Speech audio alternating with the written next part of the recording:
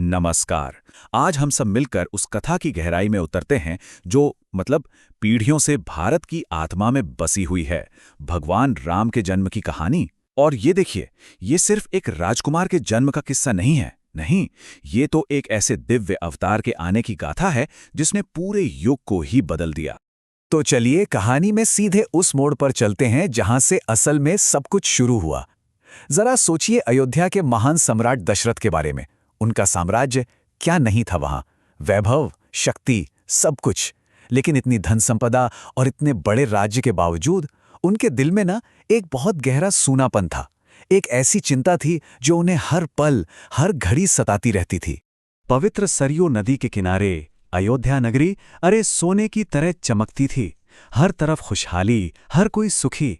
लेकिन इस सारी चमक दमक के पीछे महल के अंदर राजा दशरथ का दुख गूंज रहा था। क्यों? क्योंकि उनका आंगन सूना था। उनके कोई संतान नहीं थी। कोई ऐसा नहीं था जो उनके वंश को आगे बढ़ाए। तो सवाल ये उठता है कि इस गहरे दुख का हल क्या था? एक ऐसा राजा जो अपनी प्रजा को कुछ भी दे सकता था, वो अपनी सबसे बड़ी, सबसे पर्सनल इच्छा को कैसे पूरा करता? आखिर रास्ता क्या था? कहां था? और जवाब मिला। कहां से? उनके ज्ञानी गुरु वशिष्ठ से।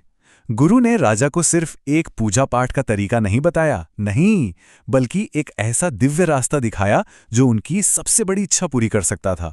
और यही वो सलाह थी जिसने अयोध्या का भाग्य ही बदल कर रख दिया। तो ये पुत्र कामेष्टि यज्ञ, ये आखिर है क्या चीज? देखिए, ये सब कोई आम रस्म नहीं है। ये तो देवताओं को बुलाने वाला एक बहुत ही शक्तिशाली वैदिक अनुष्ठान है। इसे पूरी श्रद्धा और कह सकते हैं पूरी परफेक्शन के साथ किया जाता है। और राजा दशरथ के लिए, उनके लिए तो ये आखिरी और सबसे बड़ी उम्मीद थी। तो बस महाराज दशरथ ने पूरे विश्वास और समर्पण के साथ यज्ञ शुरू किया। मंत्र गूंज रहे थे और जैसे ही मंत्रोच्चार अपनी ऊंचाई पर पहुंचे, एक चमत्कार हुआ। बिल्कुल, एक अद्भुत चमत्कार। यज्ञ की धधकती आग की लपटों के बीच से एक तेजस्वी दिव्य पुरुष सामने आए और उनके हाथों में देवताओं का भेजा हुआ एक तोहफा था, खीर से भरा एक सोने का बर्तन। उस दिव्य पुरुष ने महाराज दशरथ को साफ साफ बताया कि क्या करना है। देखिए, वो बर्तन सिर्फ खीर का बर्तन नहीं था, वो तो एक भविष्यवाणी थी। एक ऐसा वरदान था जिसमें अयोध्या का सुनहरा भविष्य छिपा हुआ था। ये तो कह लीजिए देवताओं का सीधा इंटरवेंशन था जो इतिहास का रुख मोड़ने वाला था। महाराज दशरथ ने उस दिव्य प्रसाद को बड़ी श्रद्धा के साथ अपनी तीनों रानियों कौशल्या, कैकेयी और सुमित्रा में बांट दिया। और बस उसी एक पवित्र काम ने उस महान भविष्यवाणी की नींव डाल दी जो बहुत जल्द अयोध्या की धरती पर सच होने वाली थी। खैर, महीने बीतते गए। पूरा राज्य मानो सांस रोके इंतजार कर रहा था।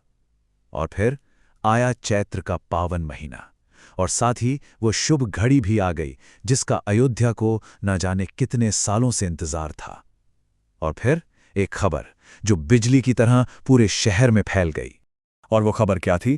पहले राजकुमार के जन्म की। जरा उस पल की खुशी के बारे में सोचिए जब ये ऐलान महल में गूंजा होगा। सालों का इंतजार खत्म, राजा का सपना सच हो गया था। अपने नन्हे से बेटे को पहली बार गोद में लिया तो महाराज दशरथ के मुंह से बस दो ही शब्द निकले, मेरे राम। और बस उन दो शब्दों में ही उनके सालों का दर्द पिघल गया। एक पिता की जो बेइंतहा खुशी होती है, वो सब कुछ उसमें समा गई।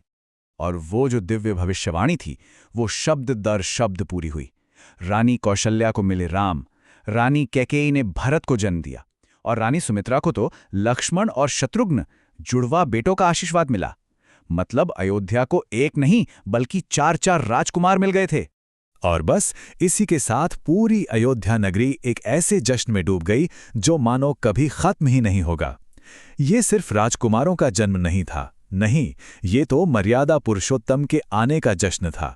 वो आदर्श पुरुष जिनका जीवन आगे चलकर धर्म और कर्तव्य की एक मिसाल बनने वाला था। तो ये तो बस शुरुआत थी, एक दिव्य सुबह।